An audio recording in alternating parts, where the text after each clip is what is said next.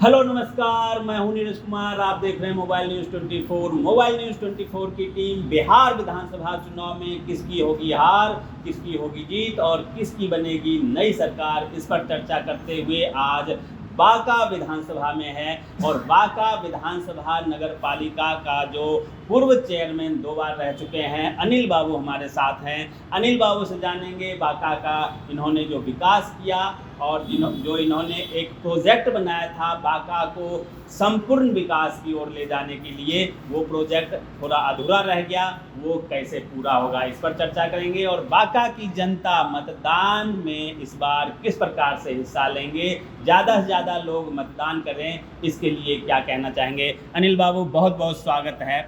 आप बांका में 2 बार चेयरमैन रहे हैं, पिताजी भी थे। बांका के लोग जानते हैं कि आप इस शहर को बचपन से आज तक इसे संवारने में आपका योगदान रहा है, और जब वो योगदान छूट जाए तो बांका विकास से भटक गया है। बांका का विकास जो भटक गया था उसका क्या कारण है, थोड़ा सा हमारे दर्शकों को आप बताएं। नमस्ते।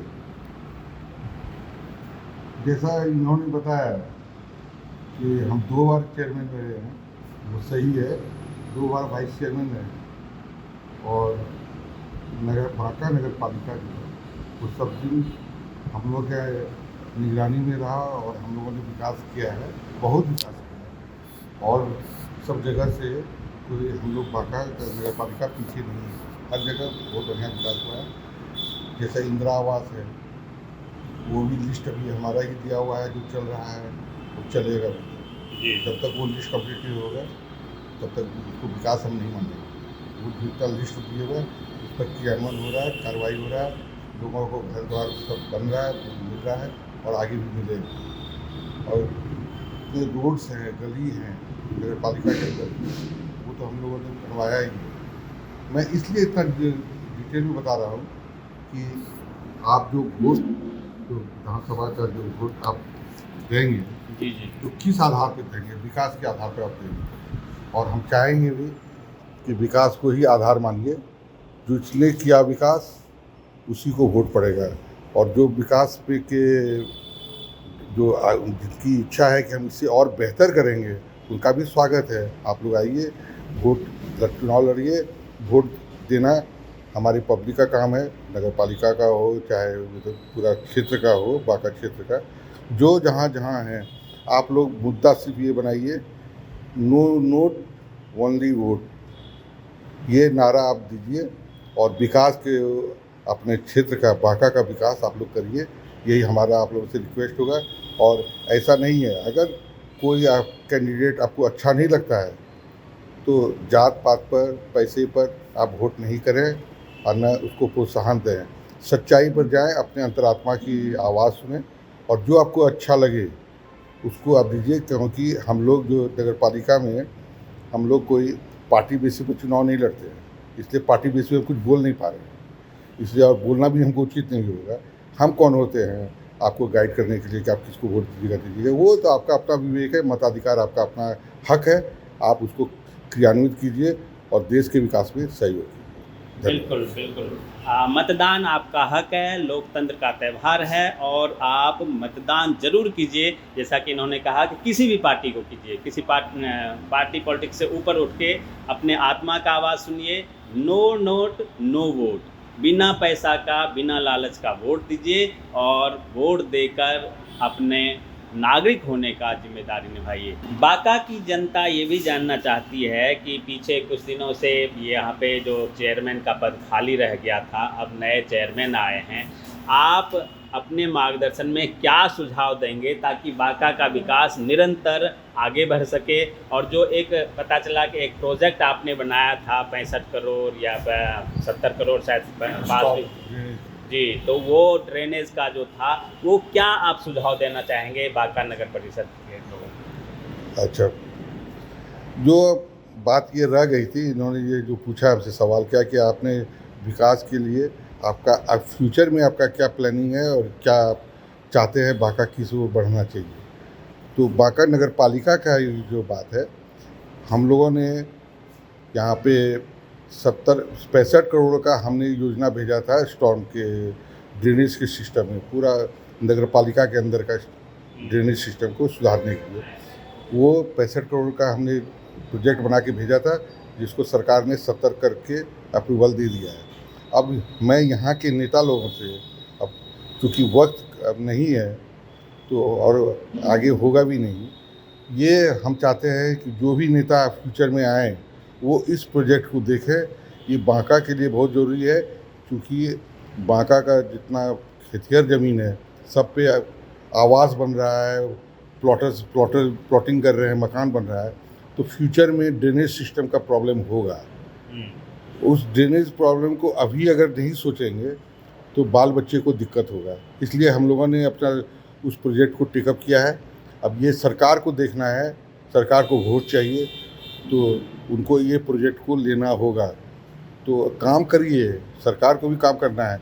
इतना दिन से ये प्रोजेक्ट रुका हुआ क्यों है, ये हमारे सरकार को सोचना है। और रह गया सवाल कि जो ड्रेनेज सिस्टम है वो ठीक है अपनी जगह पर है, जो इंक्रोचमेंट डाँड़ और नदी नाला पे जो हो गया है उस पर कौन कार्रवाई करेगा। ये हम लोगों ने बार बार इसको उठाया है कि ड्रेनेज सिस्टम में ये भी आता है, इसको आप लोग जिंदा कीजिए।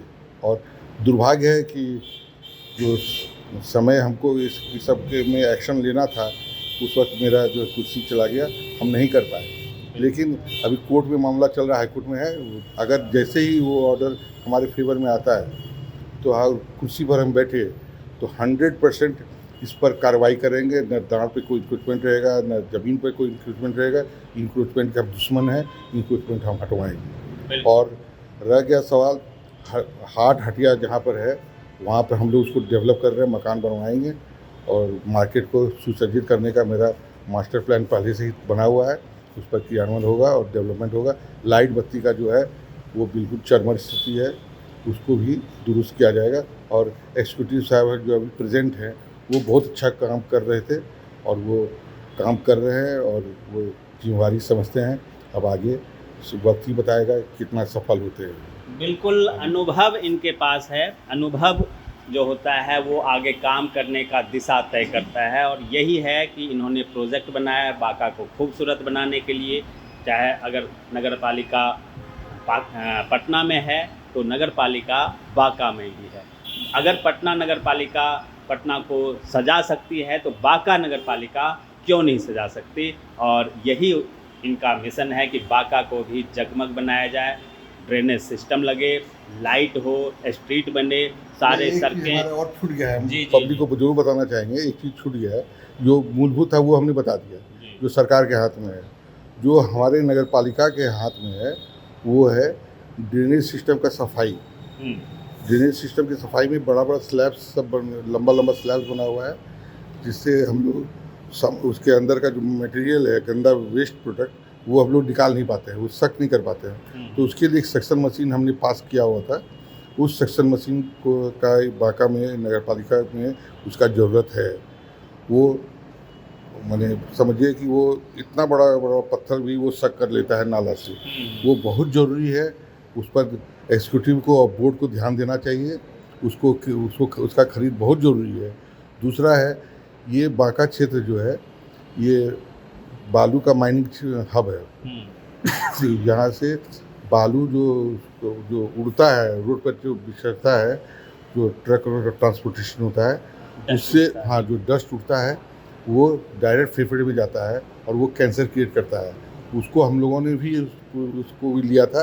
उसके लिए हमने स्प्रिंकलर मशीन जो है वो गर्मी के दिन का हो चाहे माने डस्ट का जब आपको बुझाए रोड पर कि ज़्यादा हो रहा है तो आप स्प्रिंकल करके उसका डस्ट को आप ज़मीन पर बहा के उसको बहा लीजिए, रोड में नाला में बहा लीजिए। वो बहुत ज़रूरी है फॉर द पॉइंट ऑफ माने इस पब्लिक के स्वास्थ्य के लिए ये बहुत ज़रूरी है, जो जिस पर किसी का ध्यान नहीं जा रहा है। और वो उस पर ध्यान मेरा गया था, हमने वो खरीदने का ऑर्डर दिया हुआ है। और तीसरा चीज़ है जो सक्शन मशीन होता है वो नाला का, वो ज़रूरी है। और झाड़ू मारने का जो है रोड पर वो स्वीपिंग मशीन होता है हमारा, वो स्वीपिंग मशीन भी हम लोगों ने प्रोजेक्ट उसको भी लिया हुआ है और वो हम लोग कर रहे हैं। और जितना टाउन का जितना एरिया का जो भी मलबा उठता है उसको उठाने के लिए हमने गाड़ी खरीदा हुआ है। वो काम कर रहा है, वो बढ़िया काम कर रहा है। और उसका जो भी डस्ट, जो भी गंदगी आता है, वेस्ट प्रोडक्ट आता है नगर पालिका के अंदर का, उसको लकड़ी कोला में हम लोग का प्लांट बैठा हुआ है, उस पर जो गंदगी है उसको वहाँ पहुँचाना भी एक हम लोगों का दायित्व है। बस दुर्भाग्य ये है कि 7 महीने से हम अलग हो गए हैं। 7 महीने का विकास टोटली रुक गया है और हम चाहेंगे कि हम आ जाएं तो वेरी गुड, नहीं आते हैं तो बोर्ड इस पर ध्यान दे और ये कार्रवाई बहुत ज़रूरी है, क्योंकि जो मैन पावर जो है वो काम ठीक से करता नहीं है। मशीनीकरण तो अति आवश्यक है। जब सब चीज़ डेवलप कर रहा है बिल्कुल तो बांका नगर पालिका के अंदर में ये सब सामान क्यों नहीं आ रहा है, क्यों नहीं खरीद रहे हैं? जब पारित है, जब बोर्ड द्वारा पारित है तो इसको होना चाहिए।